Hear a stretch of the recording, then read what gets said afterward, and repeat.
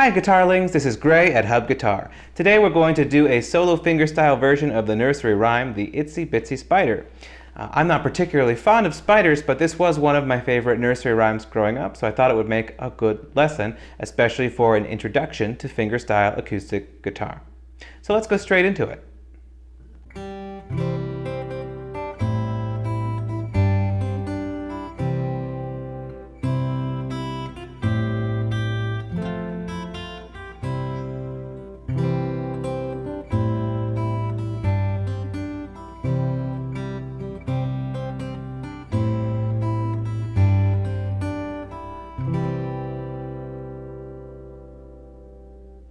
Alright, so before we start, this is in 6/8, which means that there are generally 2 pulses per measure, but then they are divided further into 3 sub-beats of an 8th note. That's why there are 6 eighth notes in every measure, and they are generally grouped in 3s.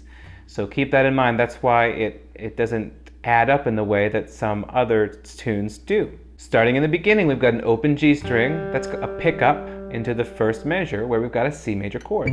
So I've got my 3rd finger on the 3rd fret of the 5th string, I've got my middle finger on the 2nd fret of the 4th string, open G, and I've got my index finger on the 1st fret of the 2nd string. I'm dropping my wrist down, getting my fingers nice and straight, so that each and every one of those chords can ring clearly individually. So I play that all together with 4 fingers, thumb, index, middle, ring, and then I repeat the high note, which is the melody.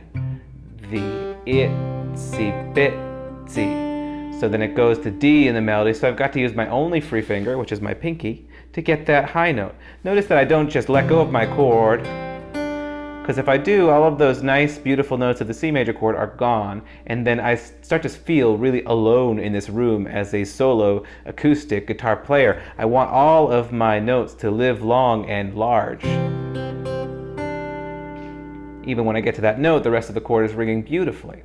So now I'm going to go to the 2nd measure, and I actually continue to keep my index finger on the 1st fret of the 2nd string for that whole time, but for the 1st and 2nd measure.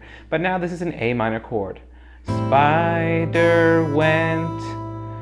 So I just repeat that upper string to get the melody there, and then I go to this nice little G voicing. I'm going to use my 3rd finger on the bass, and I'm going to use my pinky finger on the 3rd fret of the 2nd string and get those open strings in the middle. That lets me easily reach the C, which is about to come next in the melody, with my index finger.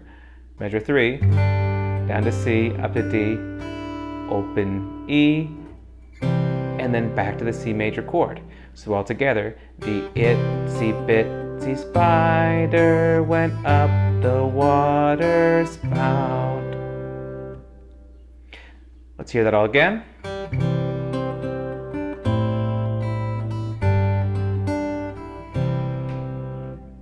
Measure 5 is when the rain starts to happen, so we're going to go back to our C chord.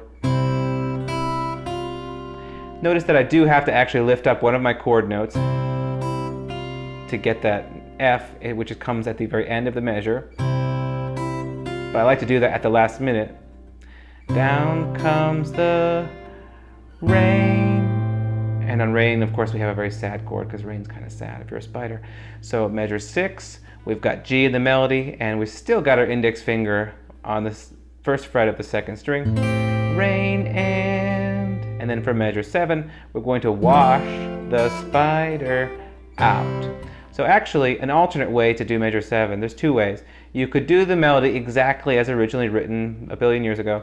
Wash the spider out. So you have to lift up a finger to get that open E. And actually, because with this F chord, you're holding down 2 strings with 1 finger. So suddenly your chord really is losing a couple notes as you play that E. But at the very least, of course, you can keep these 2 fingers of your F chord for the whole time. So that's one way.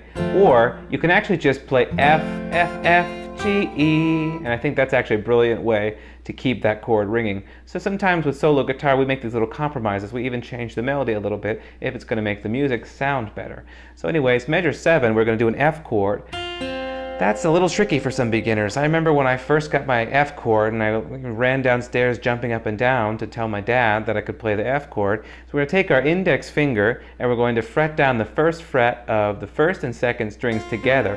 And to do that, we've got to kind of roll that finger onto its edge a little bit. Then we're going to put our middle finger on the second fret of the third string and our ring finger on the third fret of the fourth string. So that's your F. Practice that to get that nice and clean. And I say just for now, just hold that da, da, da, da, and change that second note to F as well instead of open E. Wash the spider, and then out, back to C major chord. So it goes down came the rain and washed the spider out. Or you can keep the F there and go down came the rain and washed the spider out. Notice it's not a very big difference to change one little note like that. Measure 9, there's a C major, C, D, back to A minor, another open E there for the melody, back to G chord for measure 11. Notice that I chose that fingering again so I could easily reach those notes. This is exactly the same as measure 3, and then measure 12. Back to a C, staying on C for measure 13.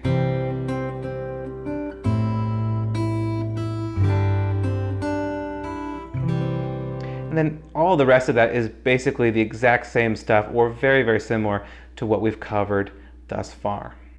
So I think this makes a great introduction to solo fingerstyle guitar. It's also a cool little thing to do if you're playing a solo tune in the key of C and you know this simple little arrangement. You can do what's called quoting, where you suddenly start to borrow some ideas from a familiar tune, and that will really get people's attention if you're playing a solo set and then they don't really know the music and suddenly there's like a little tiny bit of Itsy Bitsy Spider.